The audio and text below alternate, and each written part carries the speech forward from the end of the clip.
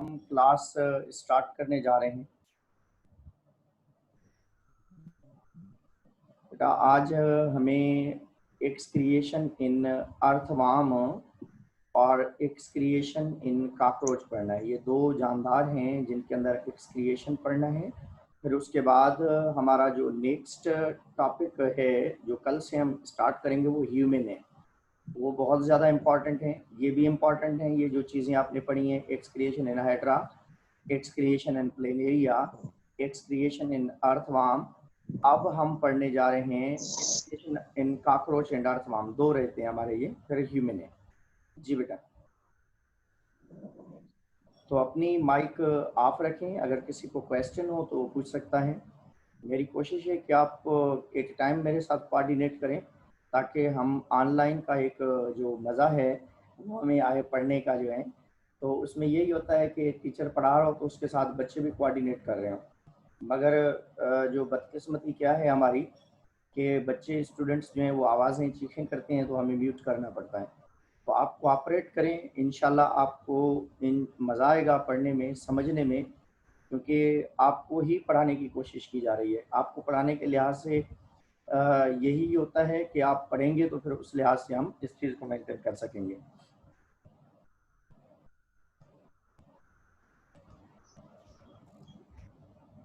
बेटा एक्सक्रिएशन इन अर्थवाम से हम स्टार्ट कर रहे हैं। अभी कुछ स्टूडेंट्स आ रहे हैं, इस वजह से मैं उनको एडमिट कर लूँ।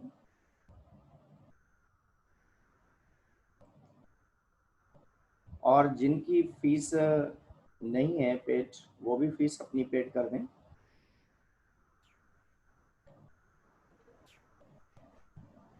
तो एक्सक्रिएशन इन अर्थवाम की तरफ जब हम आएंगे,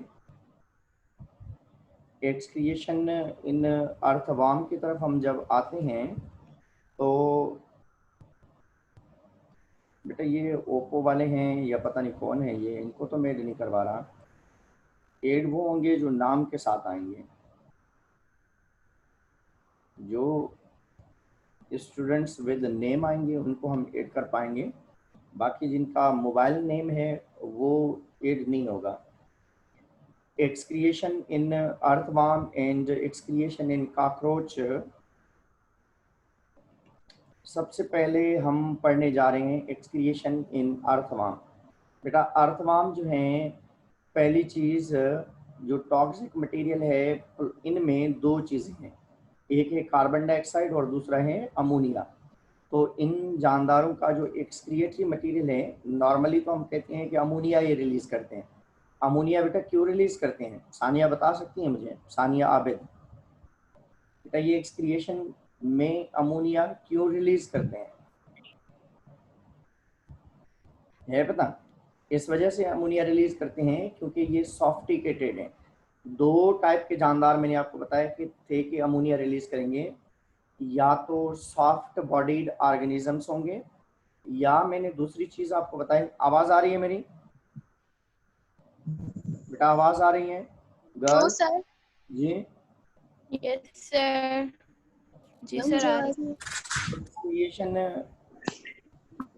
इन अर्थवाम में, अर्थवाम जो एक्सक्रिएट करते हैं, दो चीज़ें एक्सक्रिएट करते हैं। एक है बेटा अमोनिया और दूसरी चीज़ है कार्बन डाइऑक्साइड। अमोनिया जो है डायरेक्टली स्किन से नहीं पास करते, उसके लिए एक स्पेशल सिस्टम है। जबकि कार्बन डाइऑक्साइड को ये डायरेक्टली स्किन से रिमूव कर सकते हैं। तो इस वजह से skin permeable to respiratory gases होती है इन जानदारों में। रेस्पिरेटरी गैसेस के लिहाज से परमिएबल होती हैं और परमिएबिलिटी जो है इसमें पाई जाती है। इसके बाद हम आते हैं तो कुछ और चीज़ें भी हमें जो हमारे जहन में रखनी है। आपका कंसेप्ट जो क्लियर होगा वो मैं फिगर की तरफ आ रहा हूँ तो वहाँ पे होगा। इनके एक्सक्रिएटरी आर्गन या स्ट्रक्चर को हम नाम देते हैं नेफ्रीडिया या मेटानेफ्रीडिया। एक्सक्रिएटरी आर्गन या excretory structure of these organism या earthworm is metanephridia or nephridia. बेटा इन जानदारों में एक चीज देखें आप, जो अर्थवाम है, अर्थवाम का साइंटिफिक नेम क्या है? बेटा कोई बता सकता है मुझे अर्थवाम का साइंटिफिक नेम क्या है? रमेश, इमरान बताएं, है कोई? बताएं बेटा।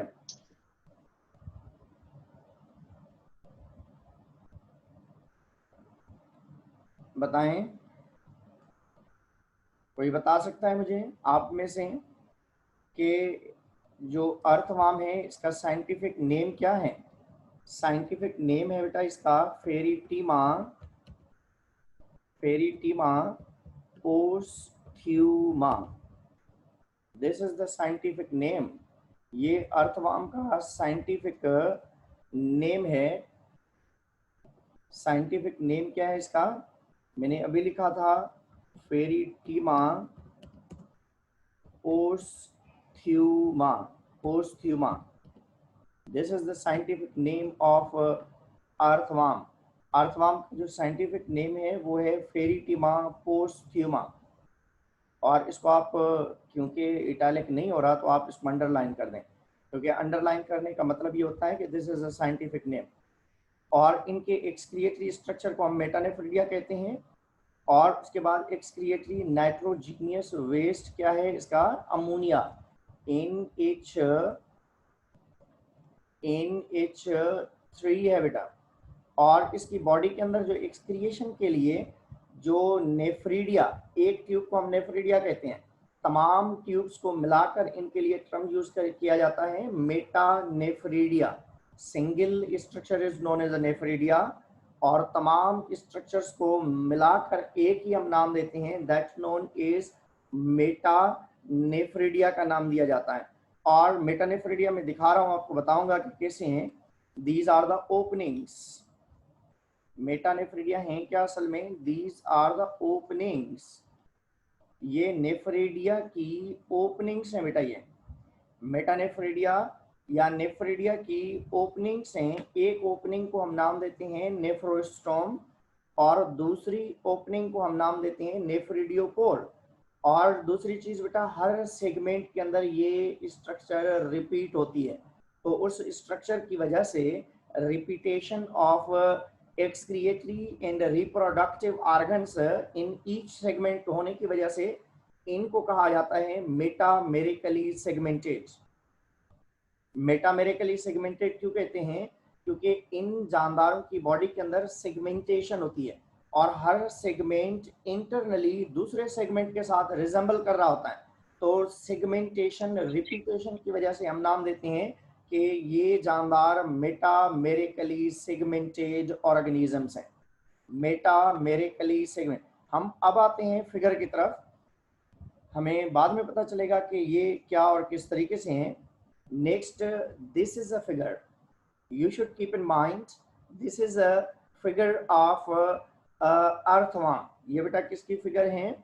अर्थवार्म की फिगर है, जो मैं इस जगह पे लिख रहा हूं, आप देख सकते हैं। दिस इज अर्थवार्म,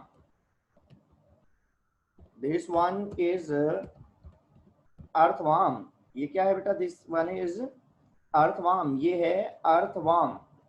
और अर्थवार्म के इंटरनली स्ट्रक्चर को दिखाया गया है। This is a one segment, this is another segment, this one is a third segment. तो इस तरीके से हर सेगमेंट के अंदर ये सेम चीजें रिपीट होती हैं। तो इस रिपीटेशन की वजह से हम कहते हैं कि these organisms are metamerically segmented because a repetition of organs, excretory and reproductive organs repeat in each and every segment. That's why that are known as metamerically segmented। या हम कहते हैं कि segments are internally similar। अंदर segments को हम अगर cut करें, देखें तो इंटरनली हमें सेम नजर आते हैं। तो ये सेम नजर आने की वजह से हम कहते हैं कि ये मेटामेरिकली सेगमेंटेड ऑर्गेनिज्म है। मेटामेरिकली सेगमेंटेड ऑर्गेनिजम्स हैं। कौन से जानदार हैं बेटा? मेटामेरिकली सेगमेंटेड हैं, each and every segment repeated. अब इस सेगमेंटेशन में दो ओपनिंग्स मैंने आपको बताए। हम एक ट्यूब हम पढ़ रहे हैं, एक स्ट्रक्चर को हम डिस्कस कर रहे हैं, तो इस जगह पे हम एक ही चीज को पहले हम डिस्कस करेंगे, फिर हम दूसरी चीज की तरफ हम आएंगे। पहले हम आ रहे हैं कि ये जो बेटा ओपनिंग है, दिस ओपनिंग, ये वाली जो ओपनिंग है,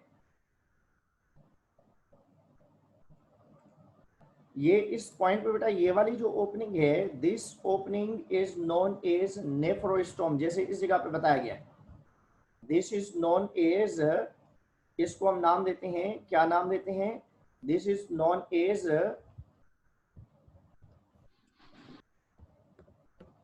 नेफ्रोस्टोम। क्या कहा जाता है बेटा इसको? नेफ्रोस्टोम कहा जाता है। इस स्ट्रक्चर को हम नाम देते हैं कि ये नेफ्रोस्टोम है। और उसके बाद ये स्ट्रक्चर इस जगह पे ये नेफ्रोस्टोम दिखाई है इंटरनली। नेफ्रोस्टोम जो है गार्डेड बाय सीलिया होती है। नेफ्रोस्टोम गार्डेड बाय सीलिया, बहुत सारे सीलिया पाए जाते हैं। नेफ्रोस्टोम के ऊपर जो है सीलिया की अवेलेबिलिटी होती है। दोबारा सुन लें, नेफ्रोस्टोम जो है इसके अराउंड एंड सराउंड, नेफ्रोस्टोम के अराउंड एंड सराउंड किस चीज की अवेलेबिलिटी होती है? इस चीज की अवेलेबिलिटी होती है जिसको हम नाम देते हैं स्पेशली सीलिया। सीलिया का काम क्या होता है? सीलिया का काम ये होता है कि इस मटेरियल को जो है, सीलिया का काम बेटा क्या होता है कि इस मटेरियल को जो है स्पेशली क्या कर रहे होते हैं? सक कर रहे होते हैं। एक्सक्रिएटरी मटेरियल को अंदर सक किया जाता है, फिर ट्यूब के अंदर डाला जाता है। कैसे किया जाता है? मैं एक फिगर बना रहा हूं जो जिस तरीके से आप जो है उस चीज को देख भी सकते हैं और समझ भी सकते हैं कि किस तरीके से है। तो नेक्स्ट पेज पे हम एक फिगर बनाने जा रहे हैं जिसको आप समझना और देखना कि किस तरीके से वो फिगर बनती है, किस तरीके से वो स्ट्रक्चर है। Excuse me sir. जी बेटा। सर बच्चियों का पासवर्ड पता नहीं क्यों नहीं लग रहा। बेटा मैंने पासवर्ड लॉक नहीं किया, मैंने तो भेज दिया है। मैंने तो वही पासवर्ड है जो आपने ज्वाइन किया है। सर गर्ल्स बाहर खड़ी हुई हैं। जाहिर सी बात है, आपने ज्वाइन किया है तो कानूनी करना चाहिए ना। सेम कोड है, मैंने कोई चेंज तो नहीं किया। मैंने कोई कोड चेंज नहीं किया, मैंने जो भेजा है आपको वही है। तो आप देख लें, अगर कोई इशू आ रहा है उनको तो फिर आप बता दें। आप बताएं कि भाई हम तो ज्वाइन कर चुके हैं, हमारे पास तो अवेलेबल है। Okay sir. ठीक है बेटा। तो हम अगर आए आगे आए हम, तो हमारे पास जो है कुछ चीज़ें अवेलेबल हैं जो हमें इस जगह पे देखनी है। For example this one is the body of earthworm. For example ये अर्थवार्म की एक बॉडी है इस तरीके से, और इस बॉडी के अंदर जो है छोटे छोटे से पार्टीशंस होते हैं। ऐसे दीज आर द पार्टीशंस। इन पार्टीशंस को हम नाम देते हैं कि ये सेगमेंट्स हैं।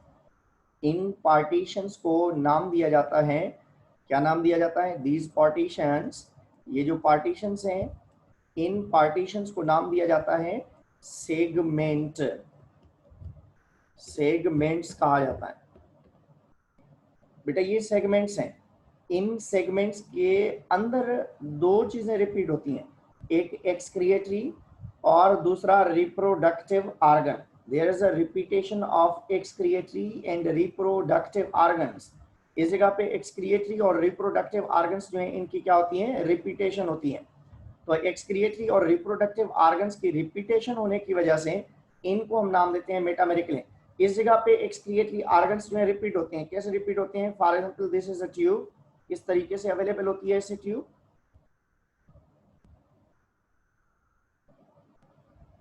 और इस ट्यूब के अंदर इस तरीके से स्ट्रक्चर पाई जाती है।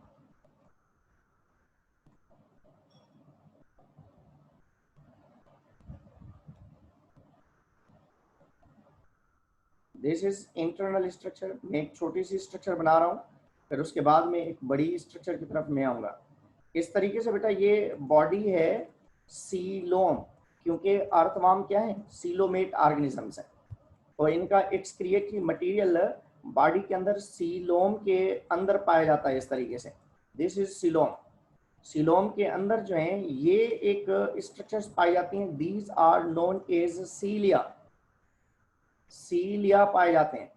और बेटा इस ओपनिंग को नाम दिया जाता है, जैसे मैंने पहले ही आपको एक चीज बताई है कि this is known as nephrostome. Nephrostome कहा जाता है इसको।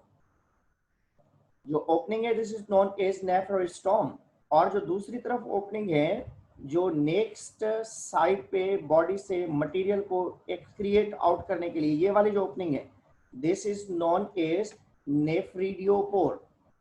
This is known as nephridiopore कहा जाता है इसको। मीन्स बॉडी के एक अंदर ट्यूब के दो पोर्शंस होते हैं, दो ओपनिंग्स होती हैं। एक ओपनिंग सीलोम के अंदर फ्री पाई जाती है, जैसे आपके बुक के अंदर जो है, किताब के अंदर, या इस जगह पे मैंने स्लाइड भी एक दिखाई है, उसको दोबारा आप देख सकते हैं कि इस जगह पे एक ओपनिंग अंदर दिखाई गई, ये वाली। This is known as a nephrostome, this one is a नेफ्रोस्टोम।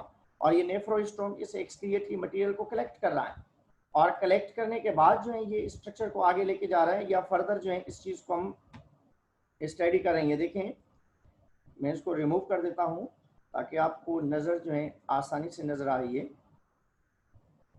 तो इस जगह पे बेटा ये देखें, इस जगह पे ये एक स्ट्रक्चर है, this is known as nephrostome कहा जाता है। नेफ्रोस्टोम के ऊपर बंडल ऑफ सीलिया होते हैं। इनका काम क्या होता है, एक्सक्रिएटरी मटेरियल को सक करना, और सक करने के बाद ये एक्सक्रिएटरी मटेरियल इस ट्यूब के अंदर चला जाता है। फिर ये ट्यूब जो है इसी चीज को कैरी करती है इस तरीके से फ्लूइड को, और आगे चलकर ये एक ट्यूब है इस तरीके से, लंबी ट्यूब है जो कन्वोल्यूटेड है, या हम कहेंगे कि क्वेल्ड है, और उस क्वेल्ड ट्यूब के बाहर ब्लड कैपिलरीज होती हैं।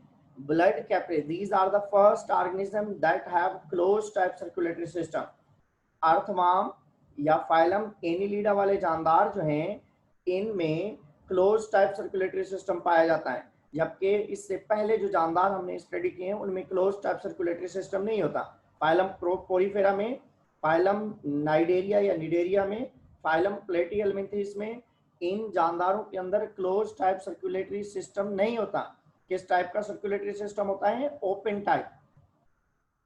किस टाइप का होता है बेटा उनमें, ओपन टाइप होता है, या होता ही नहीं है। तो दूसरे कुछ जानदार हैं उनमें ओपन टाइप, और जो मैंने अभी बताए इनके अंदर कोई क्लोज या ओपन टाइप सर्कुलेटरी सिस्टम, वो डायरेक्टली जो है हवा में से या पानी में से मटेरियल को एब्जॉर्ब करवा रहे होते हैं। तो मैं दोबारा इसी फिगर को अपने हाथ से बना के दिखाता हूं कि ये किस तरीके से बनती है या कैसे है। तो दोबारा देखें बेटा, इस जगह पे मैं बना रहा हूँ, एक और फिगर बना रहा हूँ इसी टाइप की सेम फिगर, मगर इसको मैं थोड़ा सा बड़ा करूंगा इस जगह पे। तो ये फॉर एग्जांपल एक अर्थवर्म की बॉडी है, ऐसे हम बस इसके दो ही सेगमेंट बना रहे हैं, वैसे तो बहुत सारे होते हैं। Excuse me, sir. Of segment जो है किस जगह पे पाए जाते हैं, ये दो सेगमेंट में बना रहा हूँ।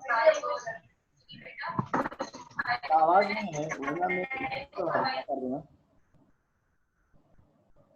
क्वेश्चन है तो पूछें।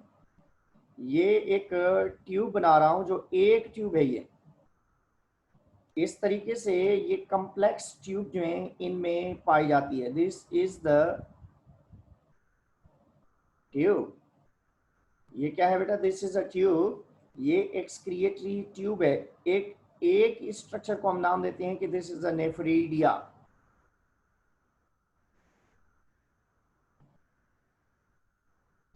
जो अभी आप फिगर देख रहे थे, उस फिगर को थोड़ा सा मैं बड़ा करके बना रहा हूं ताकि आप आसानी से इस चीज को समझ पाएं।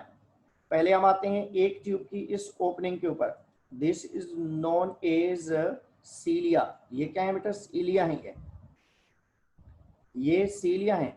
This is known as bundle of सीलिया।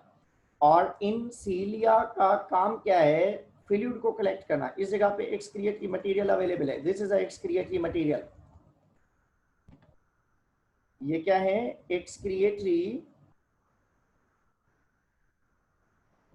This one is excretory material. और बेटा ये एक्सक्रिएटरी मटेरियल किसके अंदर या कहाँ पे पाया जाता है? सीलोम के अंदर पाया जाता है। फ्रीली सीलोम के अंदर एक्सक्रिएटरी मटेरियल अवेलेबल है, और उस एक्सक्रिएटरी मटेरियल को कलेक्ट करने के लिए, एक्सक्रिएटरी मटेरियल को कलेक्ट करने के लिए इनके पास जो है, स्पेशली एक्सक्रिएटरी मटेरियल को कलेक्ट करने के लिए इनके पास सीलिया पाए जाते हैं, और बाहर से जो सीलिया अवेलेबल हैं ये इस एक्सक्रिएटरी मटेरियल को एब्जॉर्ब करते हैं। इस ओपनिंग को, ये जो ट्यूब की ओपनिंग है, this is known as nephrostome, this is known as nephro, इस ट्यूब की ओपनिंग को हम नाम देते हैं कि दिस इज नेफ्रोस्टोम। और नेफ्रोस्टोम क्या होता है? जो एक्सक्रिएटरी मटेरियल को सीलिया की फ्लिकरिंग से, सीलिया की मूवमेंट से कलेक्ट करके कहां पे लाता है? इस ट्यूब के अंदर। ये ट्यूब है, इसके अंदर, इस ट्यूब के अंदर जो एक्सक्रिएटरी मटेरियल है ये आ रहा है इधर, दिस इज एक्सक्रिएटरी मटेरियल। आप जैसे ही एक्सक्रिएटरी मटेरियल इस ट्यूब के अंदर इस जगह पे पहुंचता है तो ये कम्प्लेक्स एक स्ट्रक्चर पाई जाती है, और इस जगह पे क्या होता है? इस जगह पे, इस पॉइंट पे ब्लड वेजल्स जो हैं इसको सराउंड करती हैं या कवर करती हैं। ब्लड वेजल्स जो हैं, these are for example blood vessels, ये ब्लड वेजल्स हैं जो इसको सराउंड करती हैं, these are the blood vessels. किसको अराउंड एंड सराउंड करती हैं बेटा? ब्लड वेजल्स नेफ्रॉन की जो ट्यूब है उसको कवर करती हैं, दीज आर ब्लड वेजल्स। जो मैंने चेंज कलर दिया है ये ब्लड वेजल्स के लिहाज से दिया है, ताकि आप समझ सकें कि ये ब्लड वेजल्स को हम आइडेंटिफाई कर रहे हैं। तो दीज आर ब्लड वेजल्स।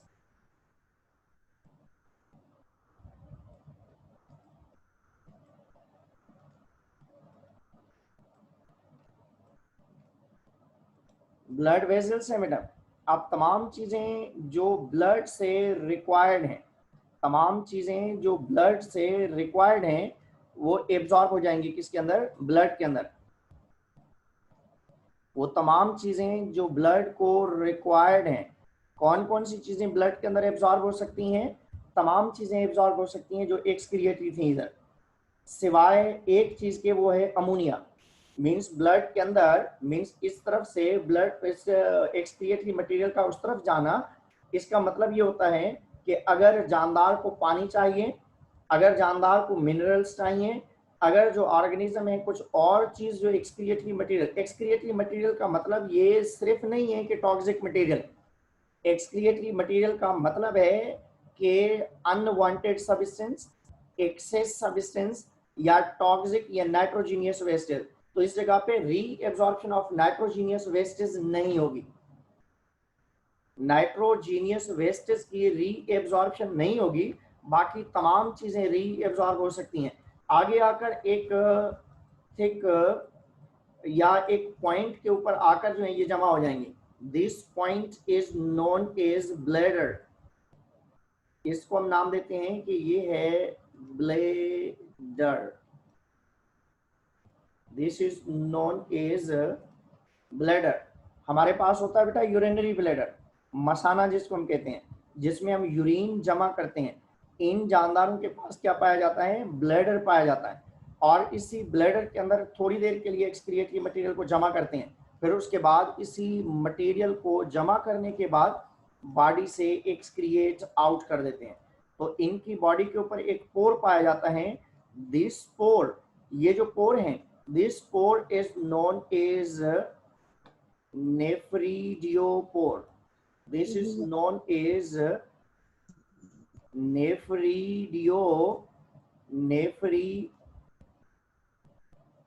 नेफ्रिडियोपोर कहा जाता है इसको। स्किन के ऊपर नेफ्रिडियोपोर, और इस जगह पे जो अंदर ओपनिंग है this is known as nephrostome. Excretory material इधर सीलोम के अंदर बनेगा, this is coelom, or we can say body cavity. जो आपने फर्स्ट ईयर में पढ़ा है, सीलोम हम किस चीज को कहते हैं? A cavity which is mesodermal origin. ऐसी कैविटी जो मीजोडर्मल ओरिजिन है, ऐसी कैविटी जो मीजोडर्म से बनती है और उसके अंदर विजरल ऑर्गन्स लोकेटेड होते हैं। विजरल मीन्स सॉफ्टिकेटेड ऑर्गन्स, ऑर्गन्स जो बोनलेस होते हैं, सॉफ्ट होते हैं, उनको कहा जाता है। तो ये एक्सक्रिएटरी मटेरियल इस जगह पे सीलोम में बनाते हैं, और इसी एक्सक्रिएटरी मटेरियल को सीलिया की मूवमेंट की वजह से इनकरेंट किया जाता है, एब्जॉर्ब किया जाता है। जब एक्सक्रिएटरी मटेरियल बेटा अंदर आ जाते हैं तो एक सेगमेंट का एक्सक्रिएटरी मटेरियल दूसरे सेगमेंट में चला जाता है। कि हो सकता है कि ये एक्सक्रिएटरी मटेरियल एक सेगमेंट में हो और दूसरे सेगमेंट में उसकी जरूरत हो, तो नेक्स्ट सेगमेंट के अंदर उसकी मूवमेंट से ब्लड कैपिलरीज उसको अराउंड एंड सराउंड करती हैं। ब्लड कैपिलरीज सराउंड करने का मतलब ये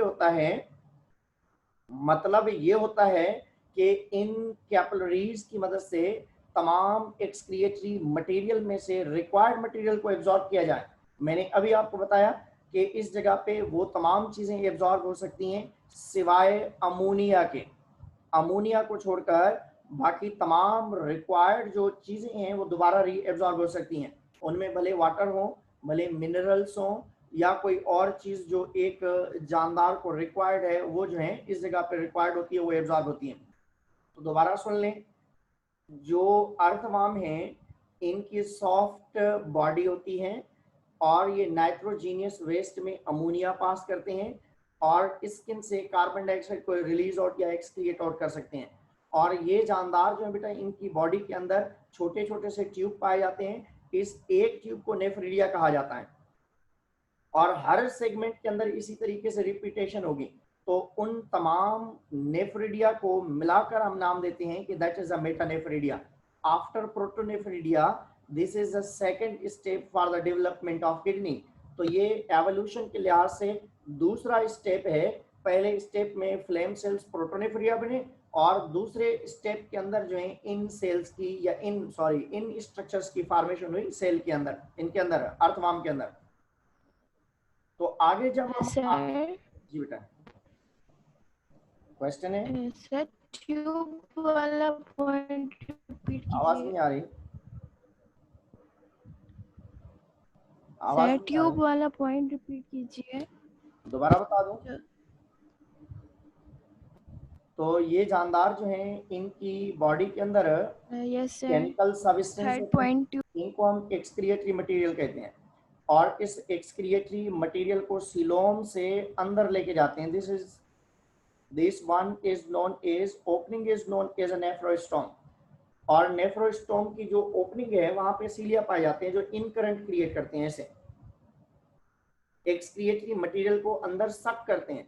जब एक्सक्रिएटरी मटेरियल अंदर सक हो जाता है तो वो इस ट्यूब के अंदर जाता है और इस ट्यूब के अंदर इसको मूव कराने के बाद इसको नेक्स्ट सेगमेंट की तरफ भेज दिया जाता है। जब नेक्स्ट सेगमेंट की तरफ ये ट्यूब आता है तो वहां पे इसको ब्लड कैपिलरीज, ये जो बाहर से दिखाई गई हैं, these are the blood capillaries because earthworm possess close type circulatory system. Earthworm में क्लोज टाइप सर्कुलेटरी सिस्टम होता है, तो इस वजह से इनके पास ब्लड कैपिलरीज पाई जाती हैं। और इन ब्लड कैपिलरीज का काम क्या है? एक्सक्रिएटरी मटेरियल में से वो तमाम रिक्वायर्ड मटेरियल जो है उनको एब्जॉर्ब करना। रिक्वायर्ड मटेरियल क्या हो सकती हैं? वाटर हो सकता है, मिनरल्स हो सकते हैं। और एक्सक्रिएटरी मटेरियल में नाइट्रोजीनियस वेस्ट को कभी भी एब्जॉर्ब नहीं किया जाएगा क्योंकि that is a main toxic in excretory material. और वो एक्सक्रिएटरी मटेरियल आकर कहाँ पे जमा होगा? ब्लैडर में।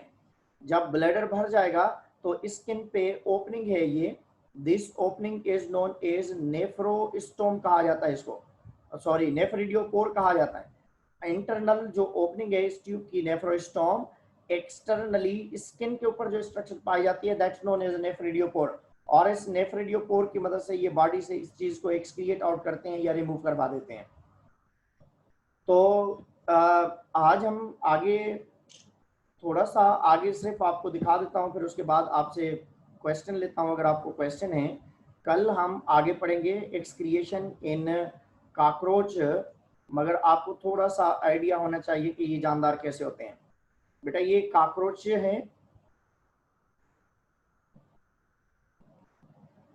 दिस इज एक्सक्रिएटरी मैकेनिज्म तो आगे हैं, मगर कुछ चीजें हैं जो आपको कॉकरोच के लिहाज से पढ़नी है, जो हम कल पढ़ेंगे।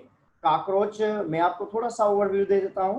कॉकरोच में excretion by the help of malpighian tubules होती हैं, जो आपने फर्स्ट ईयर में चैप्टर नंबर 12 के अंदर डाइजेशन इन कॉकरोच पढ़ा है, वो दोबारा पढ़ के आना, ताकि कल आपको ये टॉपिक समझ में आए। दोबारा सुन लें, एक्सक्रिएशन इन कॉकरोच पढ़ने के लिए आपको डाइजेशन इन कॉकरोच पढ़ के आना है, ताकि आप कल इसको प्रॉपरली समझ सकें, क्योंकि आप डाइजेस्टिव सिस्टम ऑफ कॉकरोच के साथ कल रिलेटेड होंगे, उसको ही हम ऑलमोस्ट जो है डिस्कस करेंगे। तो कॉकरोचेस जो होती हैं बेटा, उनके डाइजेस्टिव सिस्टम के साथ कुछ ट्यूब्स पाई जाती हैं, उन ट्यूब्स को हम नाम देते हैं मेल पिगियन ट्यूब्यूल्स। मेल पिगियन ट्यूब्यूल्स नाम दिया जाता है उनको। और कॉकरोच जो एक्सक्रिएटरी मटेरियल एक्सक्रिएट करती है, उसको हम यूरिक एसिड कहते हैं, और जो यूरिक एसिड पास करते हैं उनको यूरिकोटैलिक कहा जाता है। ऐसे जानदार जो यूरिक एसिड पास करते हैं उनको यूरिकोटैलिक कहा जाता है। यूरिकोटैलिक ऑर्गेनिज्म है ये, क्योंकि ये अपना excretory material nitrogenous waste uric acid की फॉर्म में पास करते हैं। और ये कैसे पास करते हैं वो तो हम कल ही इसको डिस्कस करेंगे, मगर आज फिर भी आप थोड़ी सी इसकी फिगर जो है उसको आप देख लें। ये देखें, ये मिस कॉकरोच है, दिस इज मिस कॉकरोच। ये वो कॉकरोच है जो घर के अंदर बच्चियों को परेशान करती रहती हैं। ये बेटा कॉकरोच है, दिस इज कॉकरोच। और ये कॉकरोच जो है, इसका आगे वाला रीजन हेड है, और ये जो है इसकी जो स्ट्रक्चर्स हैं, this is known as antenna. दो बड़ी एंटीना मूछें होती हैं बड़ी इसकी, और फिर उसके बाद ये आगे वाला जो पॉइंट है वहां पे आई पाई जाती हैं, कंपाउंड आईज होती हैं जो फिक्स्ड होती हैं, मल्टीपल डायरेक्शन में देख सकती हैं। और इनके पास बेटा विंग्स होते हैं, विंग्स दो होते हैं, एक फोर विंग्स होता है, दूसरा हाइंड विंग्स होते हैं, या नीचे कुछ विंग्स होते हैं जो फ्लाइंग विंग्स भी पाए जाते हैं। इनमें फोर विंग्स अपर वाले होते हैं, और नीचे एक और विंग्स होते हैं जिनकी मदद से इनको मूवमेंट करने में आसानी, जिसको आप हाइंड विंग कह सकते हैं। Four wings and hind wing. और फिर उसके बाद ये इसका एब्डोमेन है, पेट है जिसको हम कहें एब्डोमेन है। और लास्ट में जहाँ पे वो रिप्रोड्यूस करती है उस पॉइंट को हम नाम देते हैं कि सर्कस या सरसाय कहा जाता है उसको। सर्कस जहाँ से वो रिप्रोड्यूस करती है, उस रिप्रोडक्टिव पॉइंट को हम नाम देते हैं कि ये सर्कस है। अगर मेल इंसेक्ट होता है रिप्रोडक्टिव, तो उसकी ओपनिंग नहीं होती, टिप होती है, ऐसे पॉइंटेड टिप होती है लास्ट में, वो मेल कहलाता है। अगर उसके बाद जो है, अगर दो ट्यूब्स, दो ओपनिंग्स होने से और उनके बीच में सुराख होने से, सेंट्रली अगर हमें पोर या सुराख नजर आता है, तो उसका मतलब क्या है कि ये फीमेल है।